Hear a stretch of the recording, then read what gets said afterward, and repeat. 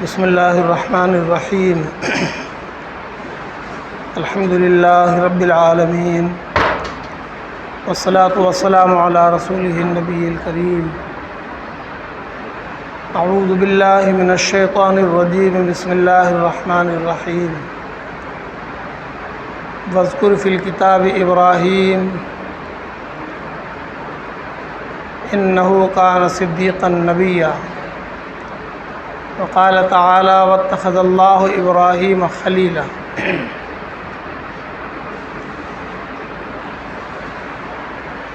ذوالقعدہ کا آخری ہفتہ یعنی 26 تاریخ ہے۔ آج سے صرف 3 روز کے بعد جب ذی الحجہ کا چاند دکھ جائے گا تو احکام عید الاضحیٰ شروع ہو جائیں گے۔ چاند کے دکھ جانے کے بعد سے ہی ہر وہ مسلمان جس کے نام سے قربانی ہوتی ہے اس کے لیے بال اور ناخن کاٹنا منع ہو جائے گا۔ بہتر یہ ہے کہ نہ کاٹے۔ ان حجاج کرام کی نقل میں جو پوری دنیا سے رواں دواں ہیں، جن کے جانے کا سلسلہ جاری ہے اور بہت بڑی تعداد میں لاکھوں لاکھ کا مجمع ابھی مکہ مکرمہ میں اور مدینہ منورہ میں پہنچ چکا ہے۔ پھر جب ذی الحجہ کا مہینہ شروع ہوگا تو حجاج کرام احرام باندھیں گے، تو 10 ذی الحجہ سے پہلے وہ احرام نہیں کھولیں گے۔ تو پوری دنیا کے مسلمانوں کو اللہ کے نبی رسول اللہ صلی اللہ علیہ وسلم کی طرف سے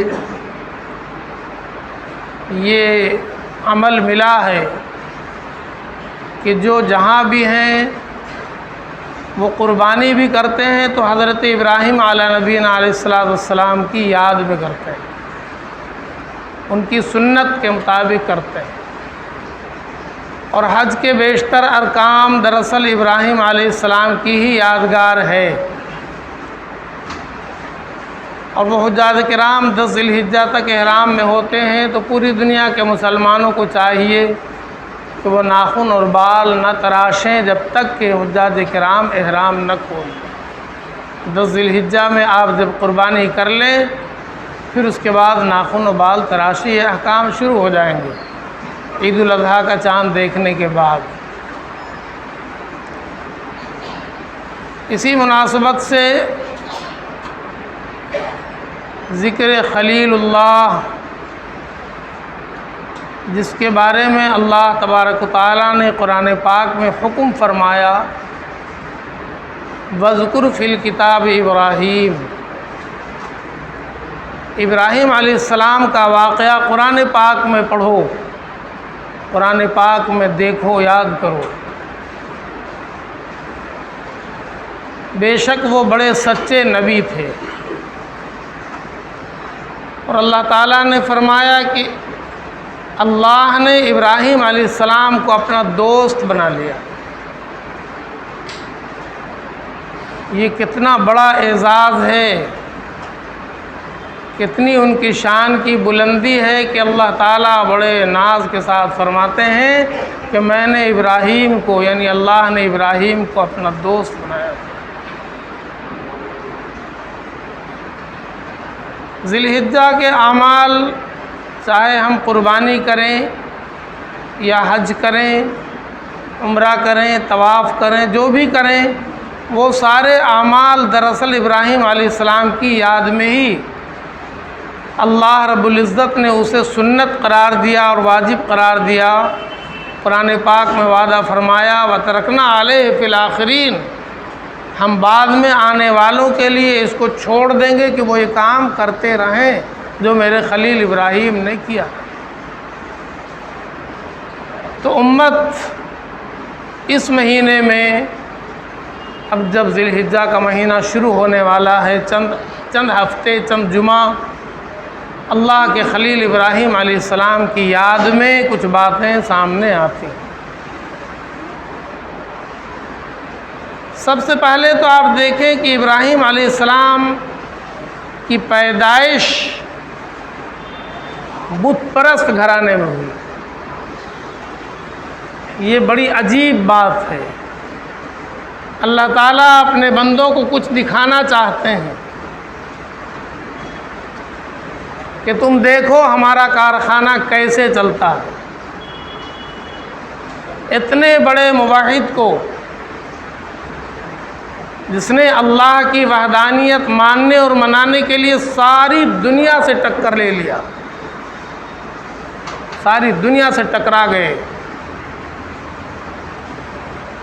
ہمارے یہاں بچے کی پیدائش جس گھر میں ہوتی ہے تو اس گھر کی ساری وراثت اس کو مل جاتی ہے، حتیٰ کہ مذہب بھی اس کو وراثت میں مل جاتا ہے۔ ہم مسلمان گھرانے میں پیدا ہوئے تو بجا طور پر کہتے ہیں کہ ہم مسلمان ہیں۔ کوئی بت پرست گھرانے میں پیدا ہوتا ہے تو بجا طور پہ کہتا ہے کہ ہم بت پرست ہیں، ہم اسی گھر میں پیدا ہوئے اور ہم اس کو زندگی بھر نہیں چھوڑیں گے۔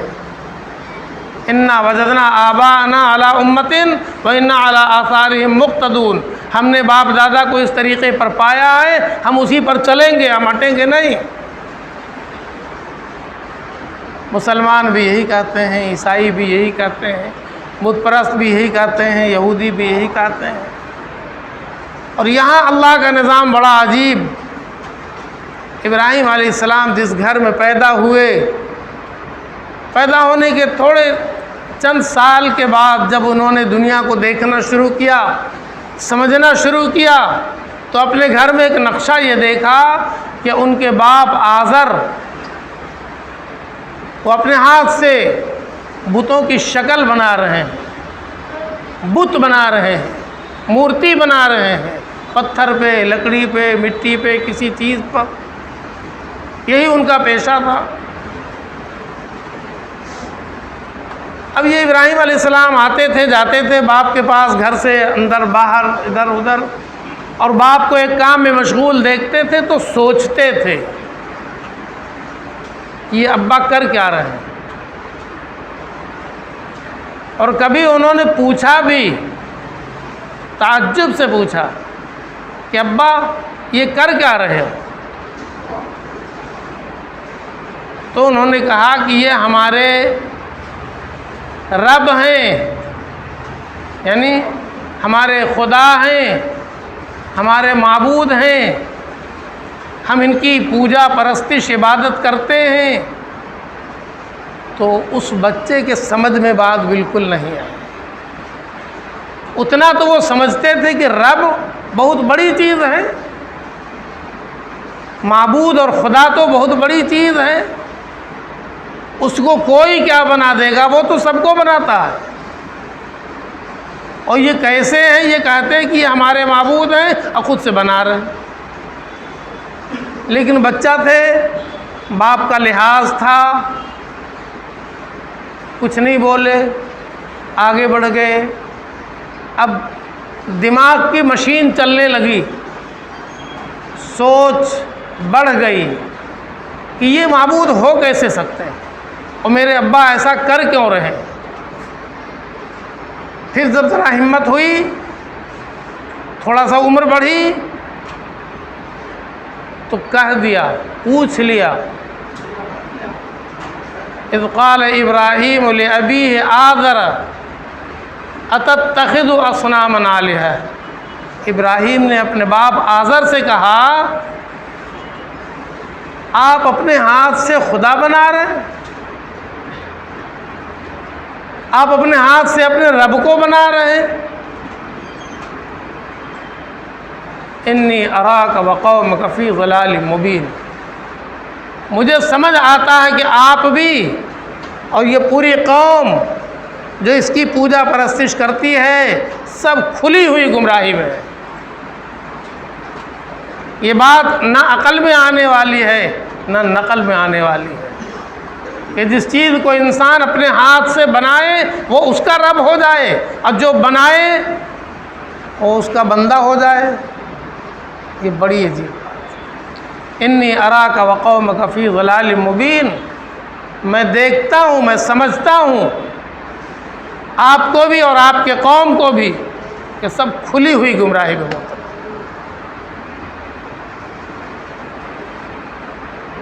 لیکن باپ نے کہا یہ بچہ ہے، بول رہا ہے، کوئی بات نہیں ہے، وہ اپنا کام کرتے رہے۔ اور ابراہیم علیہ السلام اب تلاش میں لگے کہ آخر یہ تو معبود نہیں ہے جس کو یہ لوگ معبود سمجھ رہے ہیں، لیکن کوئی تو معبود ہے۔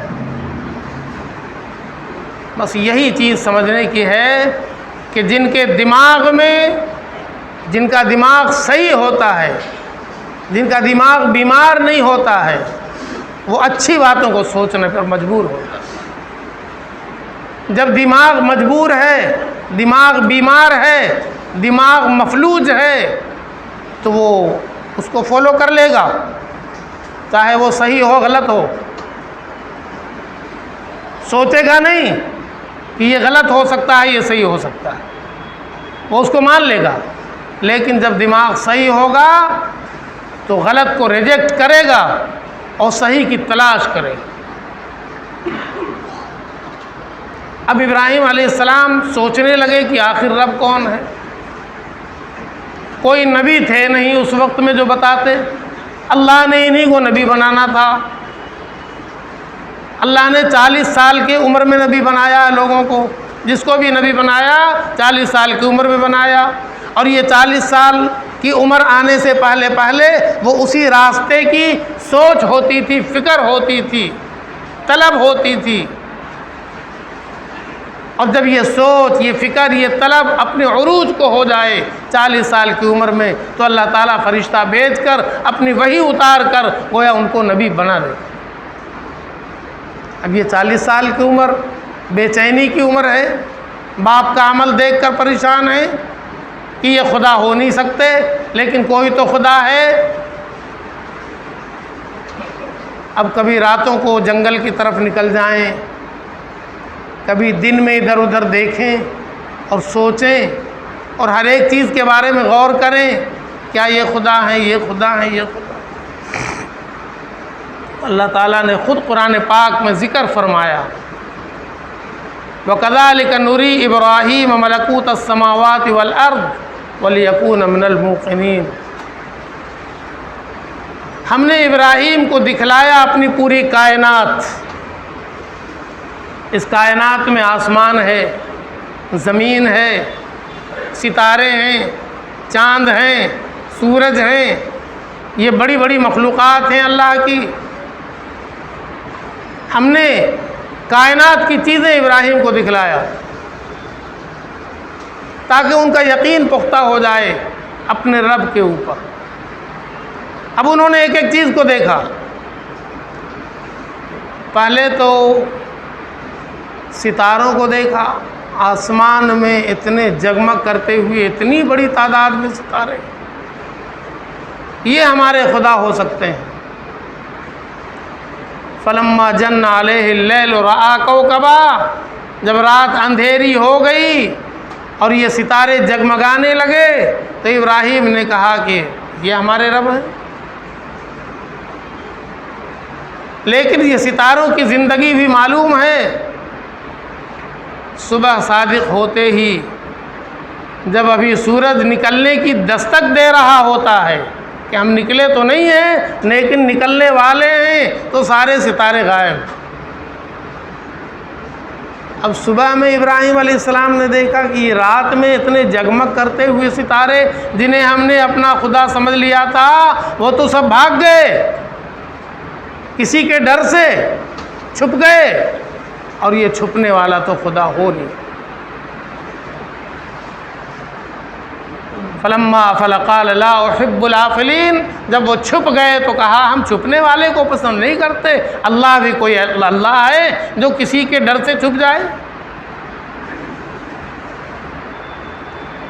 پھر دن گزر گیا، اور بہت دن گزر گئے اسی سوچ میں، اسی فکر میں۔ پھر ایک روز رات کو آسمان میں جگمگاتا چاند دیکھا جو اپنی روشنی سے ساری دنیا کو مسحور کر رہا تھا، اپنی خوبصورتی سے ساری دنیا پر اپنا جادو چلا رہا تھا۔ تو چاند کو دیکھ کر نظر جم گئی۔ فلما رأى القمر بازغا قال هذا ربی، جب چاند کو 14ویں کی چاند کو دیکھا تو کہا یہ ہمارا خدا ہو سکتا ہے۔ لیکن چاند کی بھی زندگی بس رات ہی رات تک ہوتی ہے، حالانکہ چاند ہوتا ہے لیکن وہ سورج کے آگے چھپ جاتا ہے، سورج کے آگے اپنی روشنی دکھا نہیں سکتا۔ اللہ تعالیٰ نے اپنی مخلوقات میں سورج کو اتنی تمازت اور اتنی روشنی عطا فرمایا ہے کہ اس کے سامنے کوئی ستارہ، کوئی چاند رک نہیں سکتا ہے۔ صبح ہوتے ہی چاند بھی غائب۔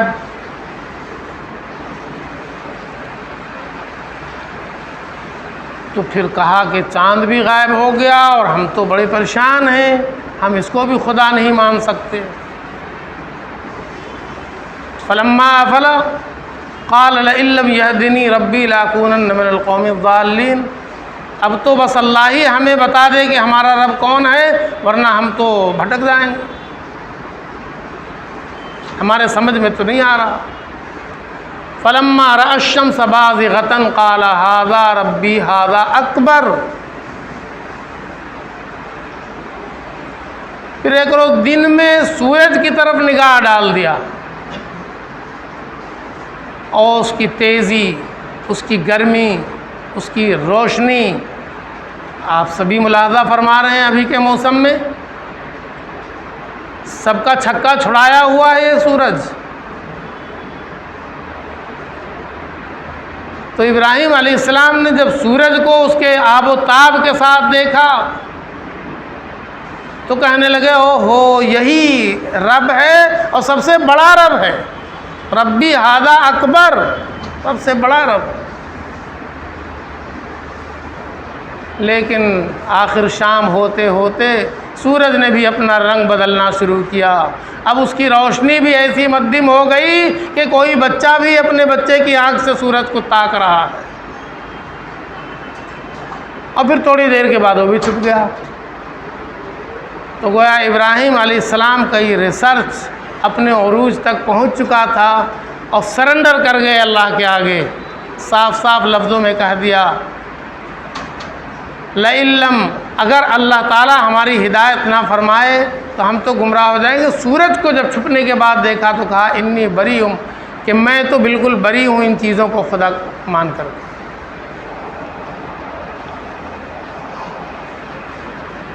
میں صرف ایک اللہ کو مانتا ہوں۔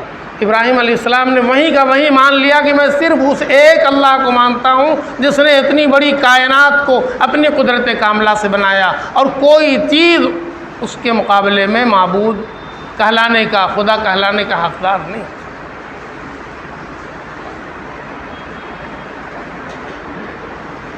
یہ تو ایک مرحلہ تھا ابراہیم علیہ السلام کا اپنے اللہ کی تلاش میں۔ پھر ابراہیم علیہ السلام کی طلب بڑھتی رہی، دنیا کو دیکھتے رہے، سوچتے رہے، اور اللہ تعالیٰ کو تو سب معلوم تھا کہ ابراہیم کو ہم 40 سال کی عمر ہی میں نبوت کا تاج پہنائیں گے، ابھی آپ کو جتنا تلاش کرنا ہے مجھے تلاش کر لو۔ جاتے جاتے ایک بستی پہ نظر پڑی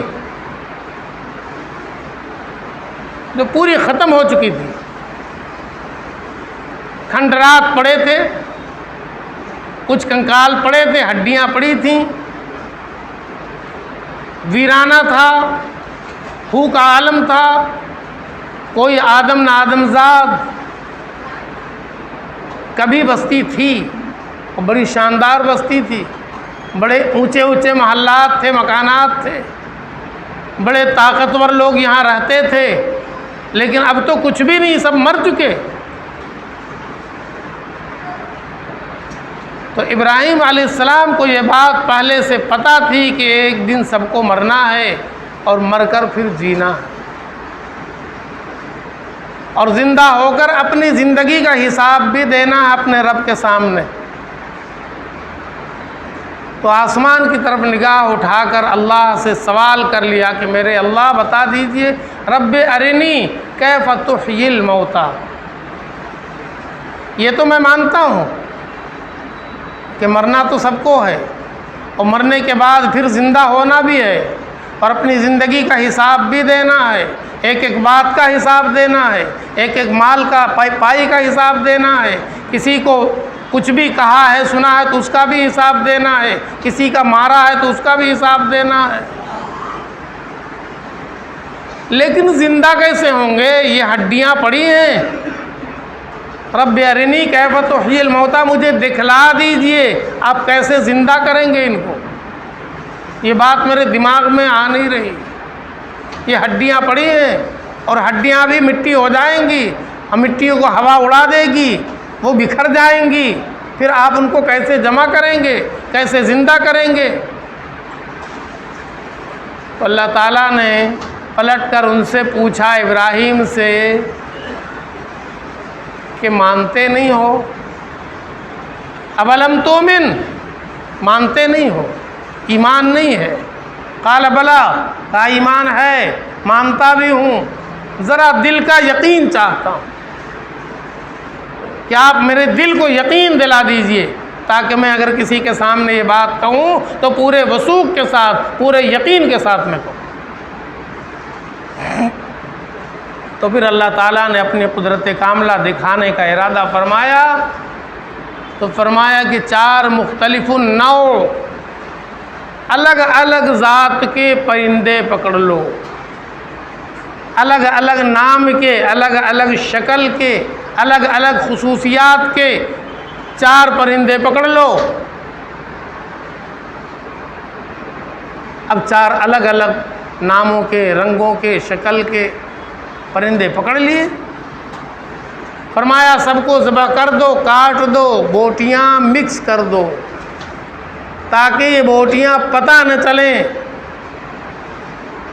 کہ یہ کوا کی بوٹی ہے کہ طوطے کی ہے کہ مینے کی ہے، کبوتر کی ہے، الگ الگ پتہ نہ چلے، مکس کر دو، اور 4 الگ الگ پہاڑوں پہ رکھ دو، اور اس کے بعد پھر ان کا نام لے لے کر پکارو، تو تم دیکھو کہ سب آ رہے ہیں تمہارے پاس، یاتینک سعیا، دوڑ دوڑ کر آئیں گی تمہاری طرف، اپنی اصلی شکل میں آئیں گی۔ ابراہیم علیہ السلام نے ایسے ہی کیا، مکس کر دیا ساری بوٹیوں کو 4 پرندوں کے، اور مختلف دور دور پہاڑوں پہ رکھ دیا، اور ایک جگہ ٹیلے پہ کھڑے ہو کر انہوں نے نام لے لے کر ان پرندوں کو پکارا، تو وہ دوڑ دوڑ کر آنے لگے ابراہیم علیہ السلام کے پاس۔ تو ابراہیم علیہ السلام کا ایمان ڈیولپ کر گیا، یقین پختہ ہو گیا۔ اب اللہ کی وحدانیت میں ذرہ برابر، اس کی قدرت میں ذرہ برابر شک کی کوئی گنجائش باقی نہ رہی، اس لیے کہ بڑے بڑے امتحانات سے ابراہیم علیہ السلام کو گزارنا ہے۔ اس لیے اللہ تبارک و تعالیٰ نے ابراہیم علیہ السلام کا پہلے ایمان پختہ فرمایا، یقین پختہ فرمایا۔ جب یقین پختہ ہو گیا تو اب ابراہیم علیہ السلام نے پھر شروع کیا اللہ کی وحدانیت کا اعلان۔ تو اپنے گھر سے ہی شروع کیا سب سے پہلے۔ اذ قال ابراہیم لابیہ، ابراہیم علیہ السلام نے اپنے باپ سے کہا کہ آپ بت نہ بنائیں، آپ غلط کام کر رہے ہیں، آپ شیطان سے دوستی کر رہے ہیں۔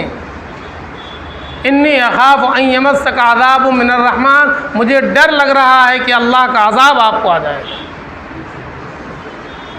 آپ یہ کام چھوڑ دیں۔ باپ کو زوم ہے کہ ہم باپ ہیں، جیسے آج کسی کو زوم ہو جاتا ہے، حالانکہ حیثیت کچھ نہیں، صلاحیت کچھ نہیں، شخصیت کچھ نہیں، وجود کچھ نہیں، مگر ایک چیز اس کے دل میں آ جاتی ہے کہ ہم یہ ہیں، ہم کچھ بھی کر سکتے ہیں۔ ابراہیم علیہ السلام سیدھے سیدھے سمجھا رہے ہیں کہ اللہ کا عذاب آ جائے گا، آپ یہ غلط کام نہ کیجیے۔ اور صاف لفظوں میں ابراہیم علیہ السلام نے کہا کہ مجھے اللہ نے علم عطا فرمایا ہے، قد جاءنی من العلم ما لم یاتک فاتبعنی اہدک صراطا سویا، مجھے اللہ نے علم عطا فرمایا ہے، وہ علم آپ کو نہیں عطا فرمایا ہے۔ ہاں، یہاں یہ نہیں کہ باپ ہیں تو آپ کچھ کرتے رہیے، ہم آپ کو کچھ نہیں کہیں گے، یہ ہو ہی نہیں سکتا۔ جو حق ہے وہ کہیں گے، باپ کو بھی کہیں گے، ہر ایک کو کہیں گے، جیسا لگے، اس کی کوئی پرواہ نہیں۔ تو صاف لفظوں میں ابراہیم علیہ السلام نے کہا کہ میرے پاس علم ہے، آپ کے پاس علم نہیں ہے، آپ مجھے مانیے، آپ میرے پیچھے چلیے، میں جیسے راستہ بتاؤں آپ چلیے۔ جو علم مجھے ملا ہے رب کی طرف سے وہ علم آپ کو نہیں ملا۔ آپ باپ ہیں تو اپنی جگہ پر ہیں۔ ہاں،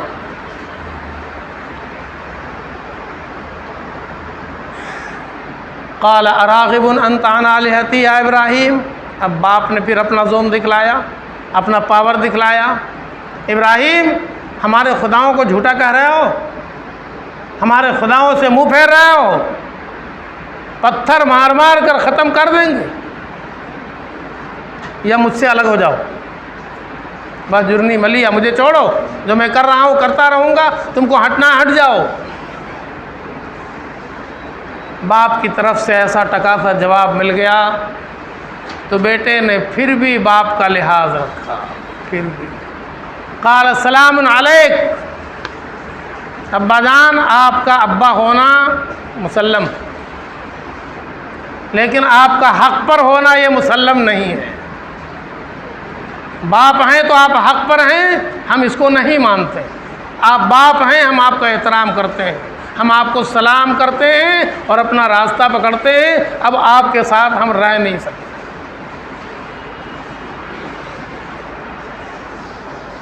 اور باپ کا ساتھ چھوڑ دیا۔ ایک مرحلہ ہوتا ہے، ہر کوئی محسوس کر سکتا ہے، زندگی میں ایسا موڑ آ جائے، ایسا مرحلہ آ جائے کہ اپنے اللہ کے لیے اپنے باپ کو چھوڑنے کی نوبت آ جائے۔ باپ تو بہت بڑی چیز ہے نا، کوئی بھی باپ ہوتا ہے تو اپنے بیٹے کے لیے بہت کچھ کرتا ہے، لیکن یہ کبھی بیٹے کی مجبوری ہوتی ہے۔ ہاں، اب ایک طرف اب ہیں، ایک طرف رب ہیں، اب آپ یا تو رب کو پکڑیے یا اب کو پکڑیے۔ اب کو پکڑیں رب چھوٹے گا، اور رب کو پکڑیں گے تو اب چھوٹے گا، تو فیصلہ کیا کرنا ہے؟ رب بہت بڑی چیز ہے۔ باپ سے صاف کہہ دیا، ہم تو آپ کے لیے اپنے رب سے معافی ہی مانگیں گے، سأستغفر لک ربی انہ کان بی حفیٰ، ہم اپنے رب سے آپ کے لیے معافی مانگیں گے، مغفرت طلب کریں گے، اور مجھے امید ہے کہ میرا رب مجھے مایوس نہیں کرے۔ یہ کہہ کر باپ سے جدا ہو گئے۔ اب جائیں تو کہاں جائیں؟ کچھ کر تو لیتے تھے، کھانے کا انتظام تو ہو ہی جاتا تھا۔ اس زمانے میں ایسی بات تو نہیں تھی جو آج ہے کہ ایک آدمی اگر سہارا چھوڑ دے تو ختم ہو جائے، ایسا نہیں۔ وہ کھانے پینے کا تو نظام ہے، لیکن ہم صرف کھانے پینے کے لیے تو پیدا نہیں ہوئے۔ ہمارا تو ایک مشن ہے کہ ہم اپنے رب کی پہچان کروائیں دنیا کے سامنے، یہ میرا مشن ہے۔ باپ نے تو صاف منع کر دیا، ماننے سے انکار کر دیا، ساتھ رہنا باپ کے ممکن نہیں رہا، تو سوچا چلتے ہیں اس وقت کے بادشاہ سے ذرا سا ملاقات کر کے بات اپنی پہنچا دیں۔ تو بادشاہ کے دربار میں پہنچ گئے، اور بادشاہ سے ایک مکالمہ گفتگو ہوئی، قرآن پاک میں تذکرہ ہے 3 پارے میں، الم تر الی الذی حاج ابراہیم فی ربہ، کیا تم نے دیکھا اس شخص کی طرف جس نے ابراہیم سے بحث لڑایا رب کے بارے میں؟ آپ کو کہانی معلوم ہے، قرآن میں یہ سوال ہو رہا، آپ نے پڑھا ہے، آپ نے دیکھا ہے۔ وہ بادشاہ جس کو اللہ نے ملک عطا فرمایا تھا، ملک کون عطا فرماتا ہے؟ اللہ عطا فرماتا، لیکن جب مل جاتا ہے تو کہتا ہے کہ یہ باپ سے ملا۔ اسی کو اللہ تعالیٰ نے کھولا ہے، ان آتاہ اللہ الملک، ابراہیم سے بحث لڑایا اس شخص نے جس کو ملک اللہ نے عطا فرمایا تھا۔ اور یہ سب کو بتانا مقصود ہے یہ واقعہ قرآن پاک میں لا کر، کہ کوئی یہ بالکل نہ سوچے کہ اتنا بڑا عہدہ ہو یا اتنا بڑا عہدہ ہو، وہ سب اللہ کی طرف سے ملتا ہے۔ اس عہدے کو کبھی مت سمجھنا کہ تمہاری چیز ہے، تمہاری جاگیر ہے، یہ اللہ کی طرف سے ملا ہے۔ ان آتاہ اللہ الملک، ملک اللہ کی طرف سے ملا۔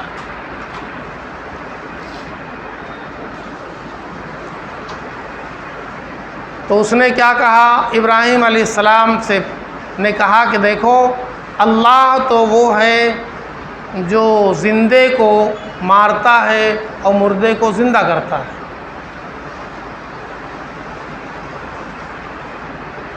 تو بادشاہ نے کہا کہ یہ کوئی بڑی بات نہیں ہے، زندے کو ہم بھی مار سکتے ہیں، مردے کو ہم بھی مار سکتے ہیں۔ آپ کو اتنا پاور ہے مردے کو مارنے اور زندہ کرنے اور زندہ کو مارنے کا؟ تو اس خرمغزے کے دماغ میں یہ بات نہیں آئی کہ مرنے کا مطلب کیا ہوتا ہے اور زندگی کا مطلب کیا ہوتا ہے۔ اس نے ایک راہگیر بے قصور کو پکڑا اور پکڑ کے مروا دیا جلاد سے، کہا دیکھو ہم نے مار دیا زندہ آدمی کو۔ اور ایک قیدی تھا جس کو موت کی سزا ملی ہوئی تھی، اس کو بلا کر کہا جا گھر، چھٹی۔ تو اس خرمغزے کو یہ سمجھ میں نہیں آیا کہ زندہ کرنے کا مطلب کیا ہوتا ہے۔ ایک تو اللہ تعالیٰ کی زندگی دینا اور اللہ تعالیٰ کا کسی کو مارنا، یہ تو ساری دنیا دیکھتی ہے نا۔ ابھی بھی لوگوں نے دیکھا ہوگا، اتنا زبردست ایکسیڈنٹ ہو گیا ٹرین کا، 3 ٹرین ٹکرا گئی آپس میں، بہت لوگ مرے، بعد پورا کا پورا خاندان جو سفر کر رہا تھا ختم ہو گیا۔ اس میں ایک بچہ بچ گیا، چند روز کا بچہ جو دودھ پیتا ہوا بچ گیا، اس کو خراش تک نہیں آئی۔ یہ ہے موت کے منہ میں زندگی عطا کرنا۔